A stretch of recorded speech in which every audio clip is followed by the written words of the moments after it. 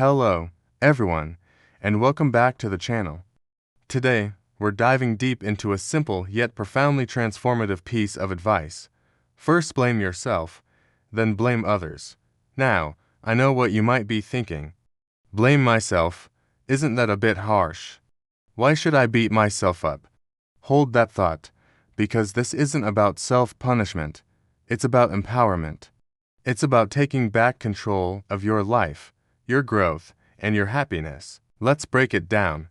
When something goes wrong, a project at work fails, you have an argument with a friend, or you miss an important deadline, and what's our first instinct? For many of us, it's to look for an external cause. My coworker didn't give me the files on time. My friend was being unreasonable. The traffic was terrible. And sometimes, those things are true. But the problem with immediately pointing the finger outward is that it makes us a victim of our circumstances. It says, I had no power, no agency. It was all done to me. The principle of first blame yourself flips this script.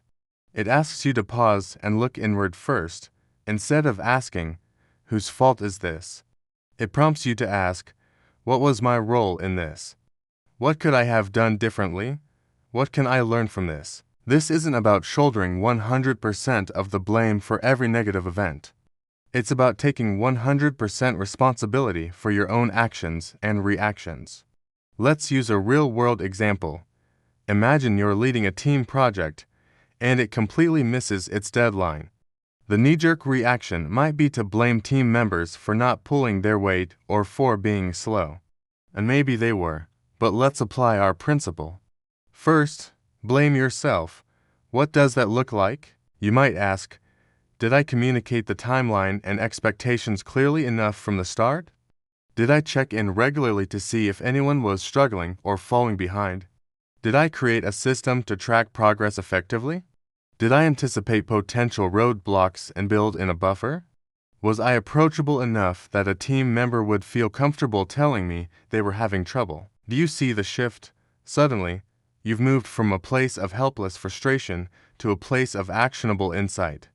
You've identified specific areas where you can improve as a leader.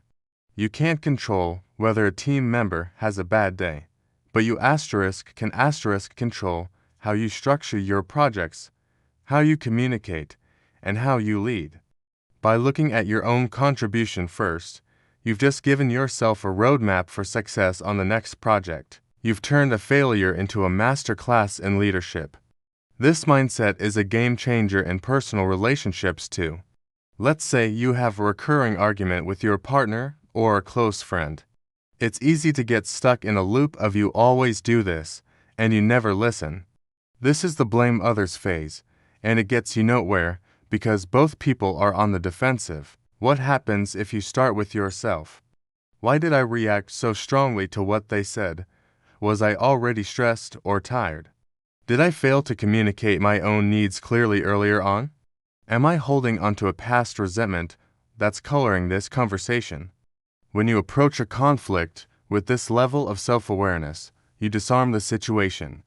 You might start the conversation with, hey, I know we argued earlier. I've been thinking, and I realize I was really stressed from work, and I didn't handle that well. I'm sorry for my part in it. That kind of vulnerability is magnetic. It invites the other person to lower their defenses and reflect on their own behavior, opening the door for genuine resolution and connection instead of just another fight. Now, let's address the second part of the phrase, then blame others. This is crucial. This philosophy is not about becoming a doormat who accepts fault for everything. It's not about letting people take advantage of you.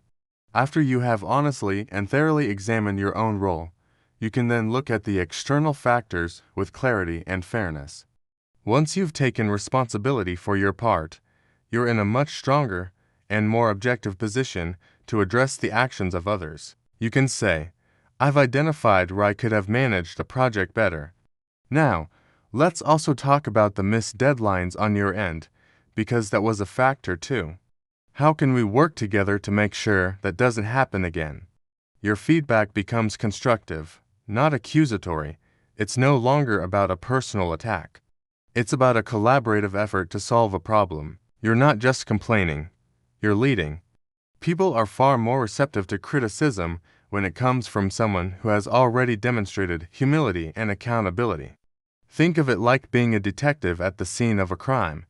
A bad detective immediately chases the first suspect they see. A great detective secures the scene, gathers all the evidence, and carefully analyzes everything before forming a conclusion. In the story of your life, you are the lead detective. Your first and most important piece of evidence is always your own actions and choices. Analyze them first. Adopting this mindset has a profound ripple effect. First, it accelerates your personal growth at an incredible rate.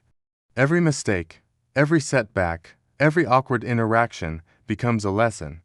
You're constantly refining your skills, your communication, and your emotional intelligence. People who blame others stay stuck.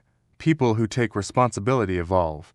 Second, it dramatically improves your relationships. People are drawn to those who are accountable and self-aware. Trust is built on a foundation of integrity, and there's nothing that shows integrity more than owning your mistakes. You become a more reliable friend, a more respected colleague, and a more loving partner. And finally, it gives you an unshakable sense of peace and control. When you know that, no matter what happens, you have the power to learn from it and improve, the world becomes a lot less scary. You're no longer a pinball being bounced around by external forces. You are the player, learning the physics of the game, and getting better with every single shot. So, here's the challenge for you this week. The next time something doesn't go your way, big or small, I want you to consciously stop your mind from its first impulse to find fault externally. Just for a moment, pause, take a breath, and ask yourself that powerful question: what was my role here? What can I learn? Do that first. Do it honestly. Then, and only then, look outward. You might be amazed at how little you need to. You'll find that by taking responsibility for your world, you gain the power to change it. Thank you so much for spending this time with me today. If this idea resonated with you, let me know in the comments below. I'd love to hear about your experiences with this mindset. And of course, if you enjoyed this video, please give it a thumbs up and subscribe for more content on personal growth and empowerment. It really helps the channel out. Until next time, take responsibility and keep growing.